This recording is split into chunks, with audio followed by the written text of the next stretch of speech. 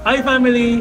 Andito tayo ngayon sa Cloudwash Laundromat. With Mr. Jason Lanti, proud owner of Cloudwash Laundromat here in Cogra, New South Wales. Basta bro? Okay lang bro, thank you. Bro, saan nga pala yung hometown mo sa Philippines? Born ako sa Quezon Province. Quezon Province. Anong town? General na Quezon. So medyo malayo siya ng konti. Dulo na siya sa province. So parang kabilang side siya ng Bicol and then on the other side is yung sa amin. Malayo dun sa mga beach, yung mga Sariaya. May mga beach din. May mga beach din. Pero mga from Lucena City, siguro mga 2 to 3 hours drive. Na-drive. Okay. So, kailan yun in-start yung Cloudwash? Tsaka, bakit Cloudwash yung naging name? So, we started it 1.5 years ago na nung nag-start na nag-change yung mindset ko. Sige, I want passive business. Okay. And then, Cloudwash yung naging pangalan kasi yung anak ko na si Denzo, his name is Denzo Claude. Okay. Kinuha ko yung Claude, ginawa kong Cloud kasi parang sounds soft, sound light. Parang comfort. Parang comfort. Yeah. Parang gano'n. At the same time, yung Cloud is a very famous word at the moment. Yeah. Kaya sabi ko, sige, mas catchy. Cloudwash. Yeah. So, nung nag-move ka sa Australia, ano yung naging first job mo dito? First, I think cleaning and construction. So, sabay yun. So, nagki-cleaning ako sa gabi and then nagko-construction ako sa umaga. So, ano yun? How long ago was this? 2013, I think. So mga 10-11 years ago. 10-11 years ago. So, yeah, 12 midnight cleaning up to 6 and then 7 to 3 o'clock construction. Grabe. Yeah, so... Construction Construction, as in like nagdidikdik kami ng mga floor, concrete, nagpipaint ng So, tinira mo talaga nagre-renovations, gano'n. Kasama mo mga Filipino din, no? Hindi, ibang lahi. Yung boss ko is Maltese yata. Okay. Yeah, if I remember. So, gaano katagal mo ginawa yung gano'n?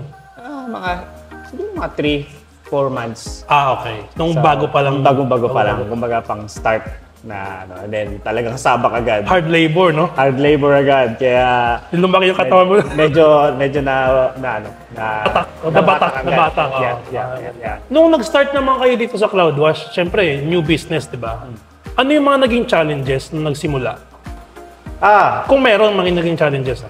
Of course, the planning is really hard kasi konti lang yung mga informations in the market. So, I have to dig my own research. I have to follow actually this guy in America who's building his laundromat and then nagbibigay siya ng mga resources, ng mga information through podcast and YouTube. So, I learned a lot of things from there.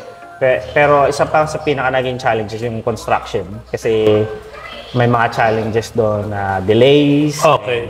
Lalo after COVID. During COVID ba or after COVID? During COVID, no? Yeah, actually. Ang nag-start kayo ng construction? After na, paano na? Kumbaga patapos na yung COVID. Later end. So, yun, yung mga permits, kasi napakahigpit ng mga permits dito. So, something that, a business, if you want to start a business, then you have to be sure that, compliant siya sa mga regulations. Lalo sa Australia, mahigpit talaga. They're very, very strict. So, paano mo naman na-tackle yung mga challenges na yun? Especially yung sa mga, dito sa pag-construction. Kasi, mahigpit nga dito. Like, for example dito, kulay lang ng bubong, pwedeng hindi allowed ng council eh. Yeah, true that. A lot of prayers. Siyempre, kasi mga sleepless nights. And a lot of family support. My wife being with me. Yung mga family ko na nag-business din, binibigyan nila ako ng mga advices. Tsaka mga suggestions, True that. And yun, financially as well, of course, kasi meron akong mga investors, so they support me. So, kasi hindi birong budget sa ganitong business. Medyo. Akala ko nga before, franchise ito, pero ito pa talaga, original mo na, from the scratch. This is my original concept. Kumbaga, baby mo to, no? Yes, that's it. What do you like most about this business? Ano yung nakakapag-inspire sa'yo to continue on?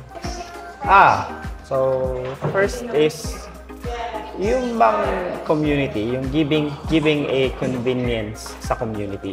So yung purpose talaga, yung purpose. Kasi when I did my research, like there's no laundromat in Kogara. And Kogara is a very Big ano to big, high population to kasi may mga hospital dito Yeah, it's growing, a lot of working people, busy people. Oo. And it actually gives you a purpose na maybe I can do a laundromat that will give a little bit of convenience sa mga tao. So, and then when I'm starting, nakikita ko na yung purpose is working kasi may mga bagong dating from Australia, from other country to Australia. Mga nag-migrate, mga nag-move sa area. Wala silang washing machine. So they come here to wash. Then may mga nasisiraan, nag-breakdown. And then yung mga blankets kasi minsan pag nag-winter, they use blankets. And hindi kasya dun sa mga washing machine. Tsaka magastos ang sa bahay. Malakas sa kuryente tsaka tubig. Exactly. Meron silang mga maliliit na machines na hindi kaya namang i-accommodate yung mga donors and blankets. So, and then, So yun talaga yung nakaka-inspire. Nakaka-inspire. Yung nasa-serve mo yung purpose sa community. That's it. Very good. During the construction, na-excite sila na, when it's gonna be open. Finally, magkakaroon na ng laundromat. Yeah. And then it becomes a lifestyle as well for the other people. Na before, they don't even know how to use it.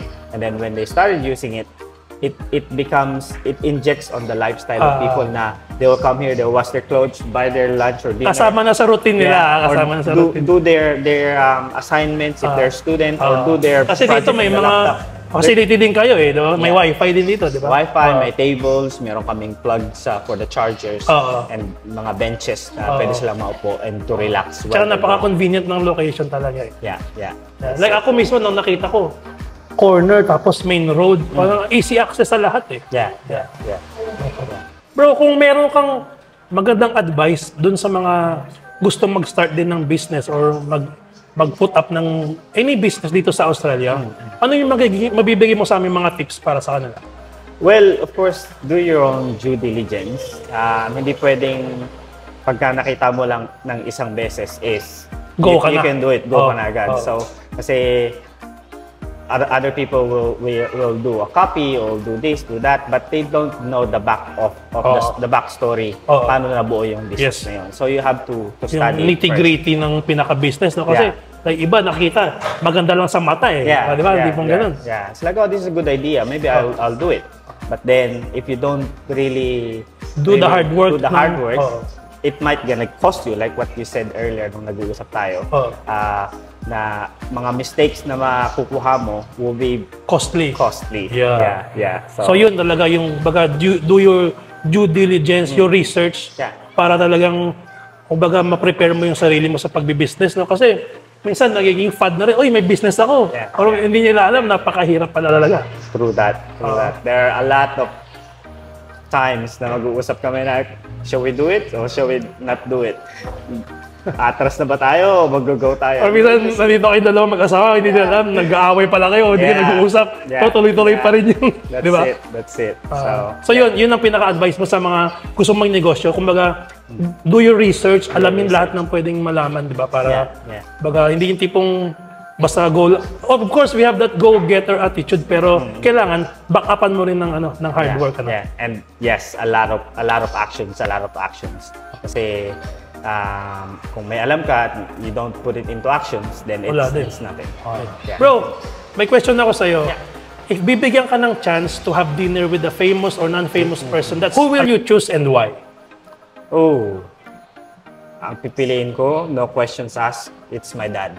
Okay. Kasi nawala yung dad ko nung first year namin dito sa Australia. So, gusto kong makadinner siya para at least makwento ko sa kanya yung journey ko na ginawa simula nung bago siya, nung mawala siya. And how I become now. And I'm sure he's looking up in there and gina-guide niya ako. But if I'm gonna have a chance to have a dinner, I will have a dinner with my dad. Amen. Good job, bro.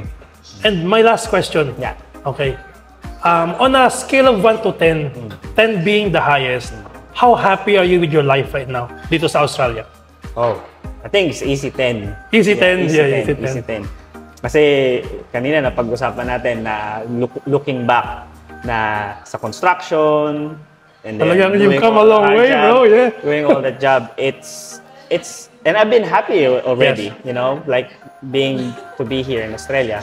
Happy straight away. So, kung ano man yung meron ngayon, ano yung nakukuha o na-achieve is a bonus. Yes. So, I'm happy already on what I have and I'm always contented. It's just, I want something the best For your my family. family. Yeah. Yeah, para mas marami pa akong matulungan. Yes. And mas marami pa akong ma-inspire, ng Ma-inspire. mga tao. Ako na-inspire ako, bro. Good job yan, good job. Thank you, thank you. Okay. Thank you for watching. Please visit us here in CloudWash, here at Kogora. Bye, family. Thanks, bro. Thank you.